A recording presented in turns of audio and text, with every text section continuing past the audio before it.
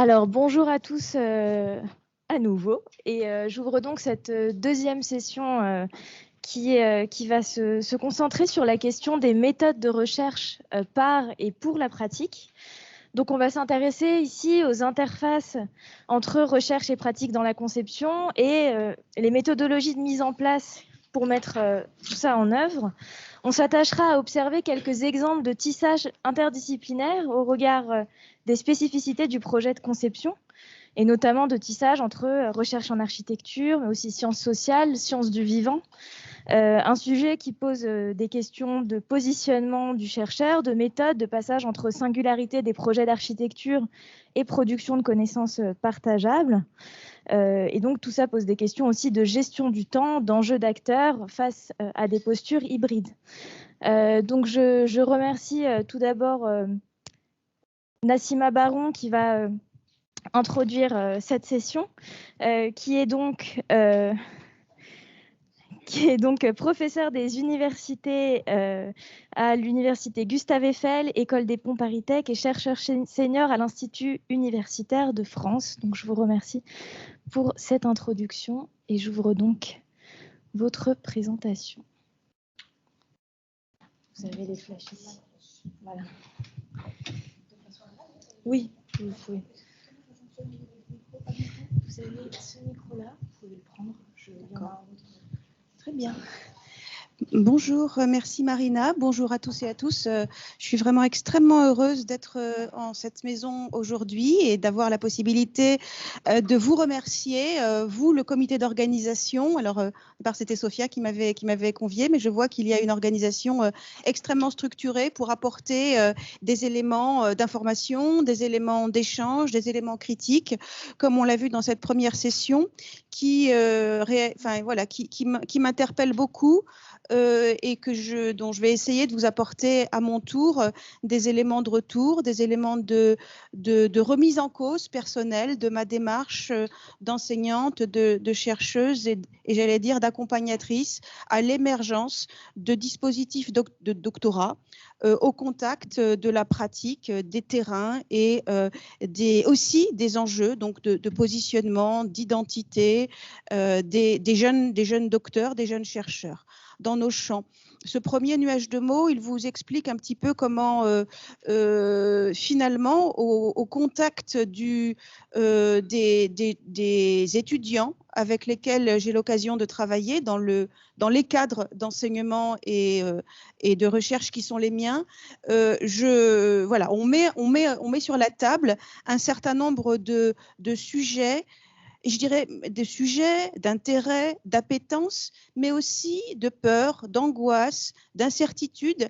Et il y a, je crois de ma part, à la fois une démarche autour du partage d'informations, on a un petit peu parlé de la NRT, enfin de porter à connaissance, mais aussi et bien au-delà, la construction d'outils et de supports pour permettre la prise de décision éclairée de ces jeunes étudiants, ou moins jeunes d'ailleurs, et étudiantes, en vue de se projeter un petit peu plus précisément dans un parcours qui va solliciter des postures, des exercices, des épreuves aussi, humaines, émotionnelles, professionnelles, qui ne sont pas, et cognitives, qui ne sont pas sans importance.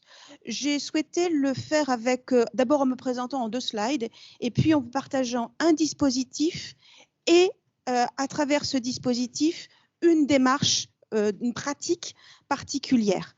Je travaille dans l'univers de Marne-la-Vallée, dans lequel, en fait, qui est un campus, alors qui est un petit peu en fusion, il change de nom année après année, on ne sait plus trop comment il s'appelle, mais enfin, aujourd'hui, ça s'appelle Eiffel, et c'est la réunion d'abord par la proximité entre une école d'architecture, une école d'urbanisme, des écoles d'ingénieurs diverses, plurielles, et au travers desquelles il y a des circulations, et depuis bientôt 30 ans que je suis sur ce campus qui d'ailleurs que j'ai vu un petit peu se constituer.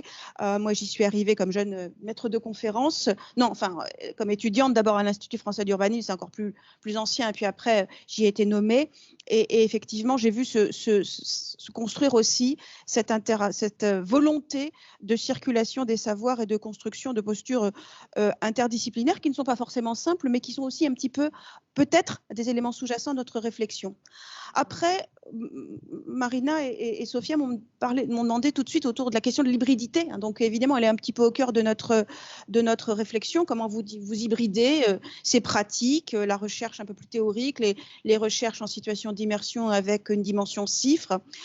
Très simplement, pour me parler de moi, mais en 2 mots, pour moi, l'hybridité, je pense que je l'ai pas construit comme un objectif, je l'ai pas construit comme un instrument pour faire une bonne cifre, mais je pense que c'est un état de fait, un état d'esprit, un état de l'être, et je pense que ces capacités circulatoires, de toute manière, et d'agilité, on a à les construire pour la résilience des carrières de nos étudiants, quels qu'ils soient. Et pour moi, elle se fonde sur une intersection de multiples hybridités, en fait, qui est une hybridité qui est plutôt transnationale et transculturelle, qui après est, dans la mesure où j'ai construit moi-même mon parcours à partir d'un fort socle scientifique et d'un ancrage disciplinaire dans la géographie, dont je n'ai pas honte, au contraire, humaine, et pas que humaine, physique, avec des travaux même de géographie physique, voilà, environnementale, à l'école pratique des hautes études. Donc, j'ai un diplôme d'océanologie, vous voyez, ça mène à tout, et j'en ai pas honte.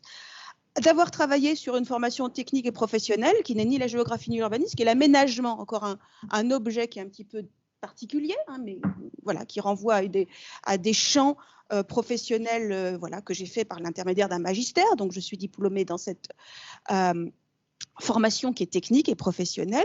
Après, en ayant eu des expériences de cifre un peu avant la cifre, parce que quand la cifre n'existait pas, il y avait des formes d'adossement aux acteurs de l'action dans le domaine de la transformation de l'espace, de l'aménagement, de l'urbanisme, avec lesquels j'ai travaillé, des acteurs publics et des acteurs privés, puis en articulant dans ma vie d'enseignant-chercheur des postures d'experts et des postures de conseil, donc des postures d'un acteur libéral. Il n'y a pas que les professeurs d'architecture qui peuvent avoir cette hybridité-là professionnelle. Cette expérience dans la haute administration, dans ce qu'est l'administration, parce que l'administration produit aussi beaucoup de postures et de performativité autour de ce qu'est, que devrait être aujourd'hui la recherche et la production de connaissances. Je vous le dis d'autant plus que là, avec Horizon Europe, on a aussi des programmes de recherche qui vont formater des choses sur l'urbain, et qui vont, je pense, voilà, avoir un boomerang, voilà, des effets sur cette manière de postuler l'hybridité. Et puis des engagements publics. Moi, je dis à mes étudiants, engagez-vous. C'est-à-dire entrer dans des conseils municipaux. Hein. Voilà, très simplement. Municipaux, pas que municipaux. Et ça, c'est une manière de produire du réel et de l'articuler avec ses connaissances. Alors, en deux temps.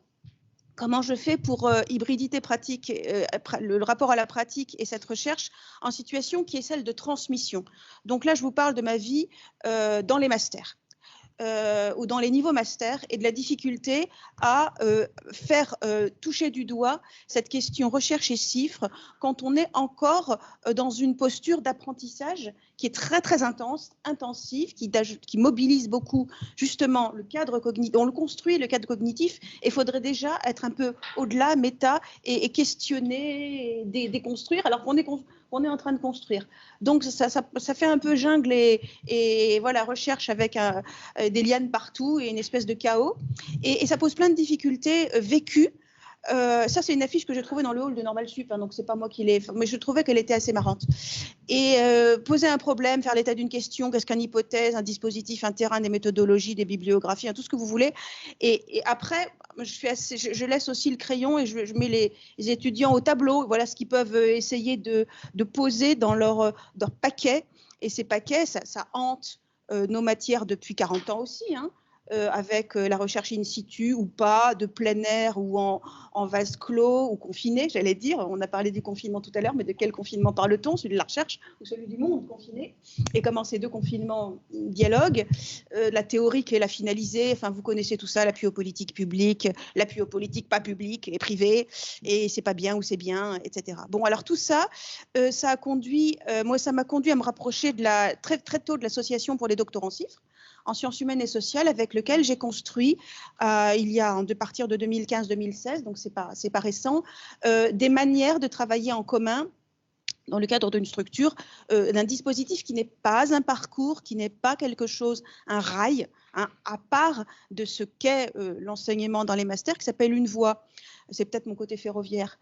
Une voie recherche. Donc l'idée, bon, je vous fais pas la maquette, hein, on a des objectifs, expliquer aux étudiants ce que signifie s'engager dans un processus de constitution d'une thèse par donc la démarche sujet et construction du sujet avec la CIFRE, et comment ça s'inscrit dans une stratégie, parce que les CIFRE, elles se trouvent sur le site ANRT, mais bien plus souvent, elles se construisent.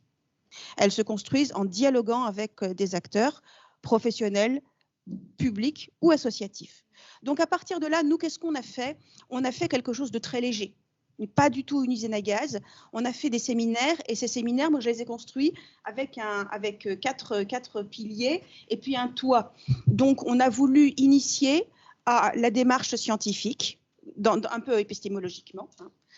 On a voulu initier à l'accès à la connaissance scientifique, qui n'est pas l'accès à d'autres types de connaissances, avec un module source données méthode qui est plutôt technique, mais qui met tout de suite les étudiants en situation de s'approprier des données, dans la diversité de ce qu'on peut appeler les données et ces méthodes pour accéder à des données.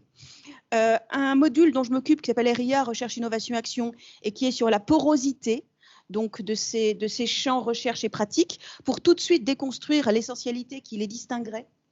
Et puis un module sur la production scientifique anglophone qui, j'allais dire, est aussi un cadre dans lequel avec lesquels on veut tout de suite familiariser nos étudiants. Et le toit de ces 4 piliers ou de ces 4 murs, c'est un séminaire annuel avec l'origami, l'opération de recherche en ingénierie, aménagement par l'international dont je vous parlerai. L'intérêt de l'origami, c'est qu'on le déplie. On le déplie en fonction des moyens, des perspectives, des équipes, et ça a plutôt bien marché. Alors voilà, quand on a construit le dispositif, il n'y avait pas origami, on était encore, notamment avec la chaire Aménager le Grand Paris, sur des CIFRE, sur la région Île-de-France, parce qu'on est une école d'urbanisme de Paris, donc il fallait faire à côté pour qu'il ne soit pas trop explosé entre le CIFRE et le labo, donc il fallait rester dans Paris, on faisait des séminaires en salle, on avait des apprentissages très individualisés. Alors après, on a fait une deuxième chose, j'ai encore 1 minute ou 0 l'internationalisation, c'est-à-dire aller ailleurs et faire des problèmes de décentrement. Donc à gauche, on est avec 10 nationalités, on est à Delft, donc on est dans un autre monde, on est aux Pays-Bas, et à droite, on est au Maroc. Ce qu'on a fait, donc c'est du récent, hein, c'est de 19-20, mais pour comment on a transformé, au-delà des travaux dont je vais vous parler assez rapidement sur nos décentrements de ces exercices d'initiation à la recherche, en les mettant dans un autre univers, on a rebondi et maintenant on participe au programme Erasme des cartes avec des financements EOL, donc pour que les étudiants parlent au maire d'Amsterdam et avec l'Institut français repensent la ville, comme vous voyez, sur des formats où ils sont aussi engagés dans de l'action. Sur le travail qu'on fait avec l'INO au Maroc, là on a interagi avec l'UMIFRE, donc le ministère des Relations internationales et ses outils de recherche et ses écoles françaises à l'étranger pour des dossiers Campus France qui nous permettent de retisser des CIFRE avec des chercheurs français sur des thèses à monter. Donc vous voyez, on va à l'international pour chercher des acteurs de la recherche opérationnelle français, ce qui c'est peut-être un détour, mais peut-être pas. Donc voilà, c'est une des opérations de recherche collective et internationale. Excusez-moi, j'ai pas le temps. Donc là, sur les objectifs pédagogiques, vous voyez les situations d'apprentissage, la mise à l'épreuve par les concepts, les prises d'autonomie, ces approches comparatives, mais qui partent d'une situation problème à partir desquelles on déstabilise les étudiants. Et les approches compétences, bon, je crois que j'ai pas le temps, donc je vous dis, c'est tout. Voilà. Bon, moi, j'essentialise pas les approches pro et recherche, je ne les distingue pas a priori, j'essaye au contraire de les faire fructifier.